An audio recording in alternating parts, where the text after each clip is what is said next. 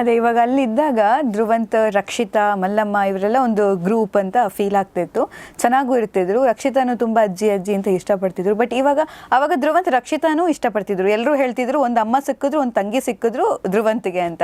But ಇವಾಗ ನೋಡಿ Dhruvanth different game 365 degree changes. He started his game, I guess. I think. And Rakshita ಪಾಪ ಇವತ್ತಿಗೂ ನಾನು ನೋಡ್ದಂಗೆ ವಾರದಲ್ಲಿ ಒಂದ್ಸಲನಾರು ಮಲ್ಲಮ್ಮನ ಹೆಸರು ತೆಗಿತಾರೆ ಅಜ್ಜಿ ಅಂತ. Her love is really genuine and I really want to meet her once she is back. Wait ಮಾಡ್ತಾ ಅಂತ ಗೆದ್ದು ಬಂದಾಗ ಅವ್ರನ್ನ ಮೀಟ್ ಮಾಡ್ಬೇಕನ್ನೋ ಆಸೆ ಇದೆ. ಆ್ಯಂಡ್ ನನ್ನ ಫುಲ್ ಸಪೋರ್ಟ್ ರೈಟ್ ನಾವು ಗಿಲ್ಲಿ ಮತ್ತು ಅವರಿಗೇನೆ ನಂದು ಸಪೋರ್ಟ್ ಇರೋದು. ವಾವ್, ಗಿಲ್ಲಿ ಮತ್ತು ರಕ್ಷಿತಾ ನಿಮ್ಮ ಫೇವ್ರೆಟ್ ಕಂಟೆಸ್ಟೆಂಟ್. 100. Very nice. ಅವಾಗ ಒಂದು ಕಂಬಳ ಅಂದರೆ ನಮ್ಮ ತುಳುನಾಡಿನ ಸಂಸ್ಕೃತಿ ಬಗ್ಗೆ ಎಕ್ಸ್ಪ್ಲೇನ್ ಮಾಡಿದ್ರು. ಮಲೆನಾಡಲ್ಲೂ ಮಾಡ್ತಾರೆ. ಅದನ್ನು ಎಕ್ಸ್ಪ್ಲೇನ್ ಮಾಡ್ತಿದ್ರಲ್ಲ, ಆ್ಯಸ್ ಅ ಆಡಿಯನ್ಸ್ ಆಗಿ ನಿಮ್ಗೆ ಅರ್ಥ ಆಗ್ತಾ ಇದ್ರೆ ಪಡ್ರಿ ಪಡ್ರಿ ಪಡ್ರಿ ಅಂತ ಅಲ್ಲ, ಪಟ್ರಿ ದಟ್ ಈಸ್ ಲೈಕ್ ಕೆಸರಿಂದು ಈ ಥರ ಇರುತ್ತೆ. ನಮ್ಮಲ್ಲೂ ಇದೆ ಅದು. ನಾನು ಚಿಕ್ಕಮಂಗ್ಳೂರಲ್ಲ, ಸೊ ನಮ್ಮೂರಲ್ಲೂ ಇದೆ. ಸೊ ನಂಗೆ ಗೊತ್ತಾಯಿತು ಅವ್ರು ಎಕ್ಸ್ಪ್ಲೇನ್ ಅಕ್ಷಿತನ ಭಾಷೆ ನಂಗೆ ಕ್ಲೀನಾಗಿ ಅರ್ಥ ಆಗ್ತದೆ.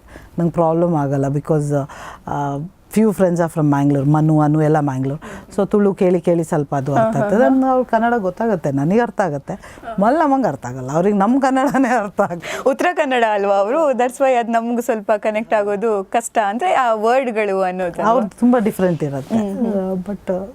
ಬಟ್ ಆ ಕಾಂಬಿನೇಷನ್, ಮಂಗಳೂರು ಮತ್ತೆ ಉತ್ತರ ಕನ್ನಡದ ಕಾಂಬಿನೇಷನ್ ಕೂತ್ಕೊಂಡು ಇವರು ಕೇಳ್ತಾರೆ ಹಿಂಗೆ ಏನು ಹೇಳ್ತಾಳೆ, ಅದು ಎತ್ತು ಪಿಕ್ಚರಲ್ಲಿ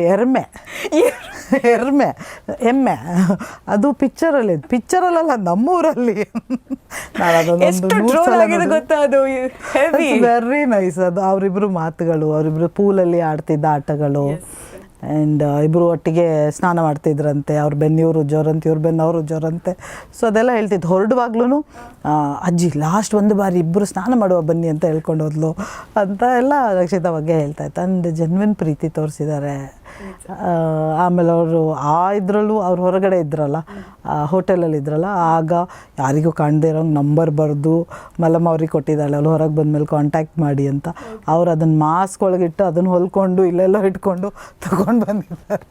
ಸೊ ನಾಟಿನೆಸ್ ಎಲ್ಲ ನೋಡಿ, ಅವ್ರಿಗೆ ಐಡಿಯಾ ಇಲ್ಲ ಹೊರಗಡೆ ಹೋದರೆ ಹೆಂಗೂ ನಾವು ಮೀಟ್ ಆಗ್ಬೋದು ಅನ್ನೋ ಐಡಿಯಾ ಇಲ್ಲ. ಆ ಚೀಟಿ ಎಲ್ಲ ಬರ್ತಿಲ್ಲ ಅವರಿಗೆ. ಓಕೆ ಫಿನಾಲೆ ಕರೀತಾರೆ ಅನ್ನೋದು ಗೊತ್ತಿಲ್ಲ. ಇನ್ಸ್ಟಾದಲ್ಲಿ ಅವ್ರನ್ನ ಕಾಂಟ್ಯಾಕ್ಟ್ ಮಾಡಿ ನಾವು ಮಾತಾಡ್ಬೋದು ಅನ್ನೋದು ಗೊತ್ತಿಲ್ಲ ಪಾಪ ಮಲ್ಲಮ್ಮಂಗೆ.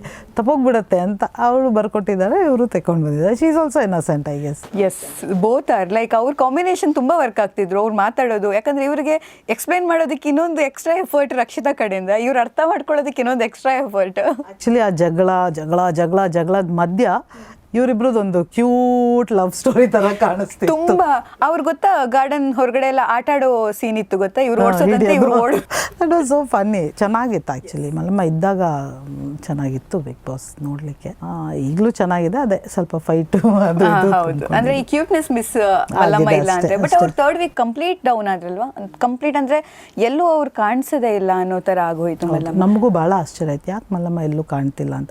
ಬಂದ್ಮೇಲೆ ಹೇಳ್ತಾ ಇದ್ರು ಅಲ್ಲಿರೋ ಪ್ರತಿಯೊಬ್ರು ತಲೆನೋವು, ಶೀತ, ಜ್ವರ ಅಂತ ಮಾತ್ರೆ ತಗೊಂಡ್ರಿ, ನಾನು ಮಾತ್ರ ಗುಳಿಗೆ ತಿಂದಿಲ್ರಿ ಅಂತ. ಖುಷಿ ಅದಕ್ಕೆ.